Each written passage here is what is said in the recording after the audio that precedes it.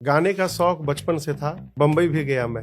2008 दिसंबर की बात है, लोखंडवाला में। इंडियन आइडल सारेगामा से पहले। हाँ हाँ हाँ, उस दिन हो जाता ना तो आज जो दिन भर भगवत गुणगान चल रहा है, इससे मैं वंचित रह जाता। जब भगवान कुछ करते हैं तो वर्तमान में लगता है कि हमारा नुकसान हो गया, लेकिन भविष्य में वो हमारे लिए हितप्रद रहता है।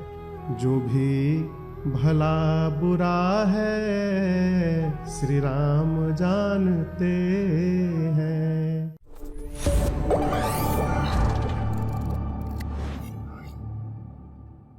क्या कहानी है, कैसे बन गए राजन तिवारी, राजन जी महाराज?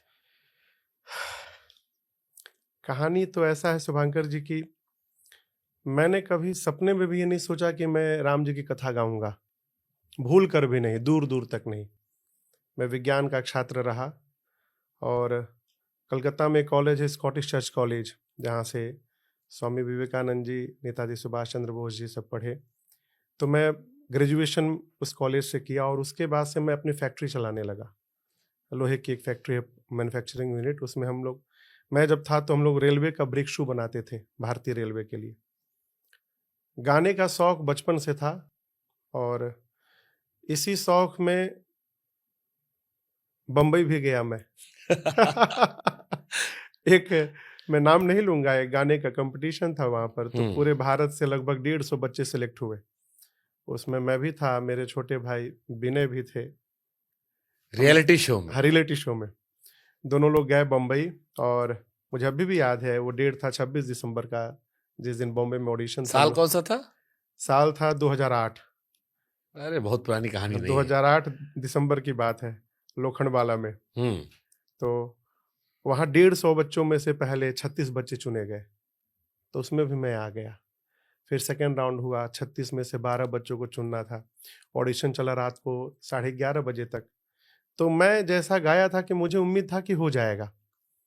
रिजल्ट अनाउंस करने के ठीक 5 मिनट पहले केवल मुझे बुलाया गया। मैं जब भीतर गया तो सारे इंस्ट्रूमेंट प्लेयर हट गए थे। तो जो सामने बैठे थे महानुभाव लोग, उन्होंने कहा कि कुछ और गा के सुनाइए। तो हमने, इंस्ट्रूमेंट तो है नहीं, ऐसे ही गा दीजिए। तो हम जैसे प्रारंभ किए, बोले ठीक है जाइए। तो समझ में कुछ आया नहीं, बाहर निकला और 5 मिनट बाद रिजल्ट आया कि मुझे भी निकाल दिया गया। तो अंधेरी रेलवे स्टेशन पर रात को बैठ के बहुत रोया था उस दिन कि अब कलकत्ता क्या बोलूंगा घर में, इतना दूर आए थे। खैर, हर इच्छा बात गई। लेकिन आज मैं सोचता हूँ कि रघुनाथ जी की इतनी कृपा कि अच्छा हुआ उस दिन नहीं हुआ, क्योंकि यदि उस दिन हो जाता ना तो आज जो दिन भर भगवत गुणगान चल रहा है, इससे मैं वंचित रह जाता। तो हमारे महाराज श्री, जो आपने प्रारंभ की जिस वाक्य से, हमारे पूज्य महाराज श्री कहते हैं हमसे कि बाबू, तुम्हारे सोचने के अनुकूल यदि व्यवहार हो गया तो मिठाई बांटो। सभी बांटते हैं। सोचने के विपरीत यदि व्यवहार हो गया, बात थोड़ी अटपटी है, मिठाई तो बांटो, लेकिन अब की बार बाजा बजवा के मिठाई बांटो। तो हमने, बात अटपटी है तो मैंने पूछा कि सरकार ऐसा क्यों कह रहे हैं? तो उन्होंने कहा, बेटा जब तुम्हारा सोचा हुआ नहीं हुआ तो किसी का तो सोचा हुआ हुआ, वो भगवान का सोचा हुआ हुआ। और जब भगवान कुछ करते हैं तो वर्तमान में लगता है कि हमारा नुकसान हो गया, लेकिन भविष्य में वो हमारे लिए हितप्रद रहता है। और वो अक्षरशः मेरे जीवन में घटित हुआ। मतलब भगवान जिसने हमको बनाया है वो बेहतर जानता है कि हमारे लिए क्या अच्छा है। वही जानते हैं। एक मेरा भजन है, हाँ, जो भी भला बुरा है श्री राम जानते हैं, बंदे के दिल में क्या है मेरे राम जानते हैं।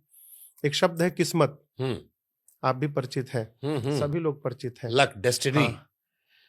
किस्मत के नाम को तो सब जानते हैं, लेकिन किस्मत में क्या लिखा है मेरे राम जानते हैं।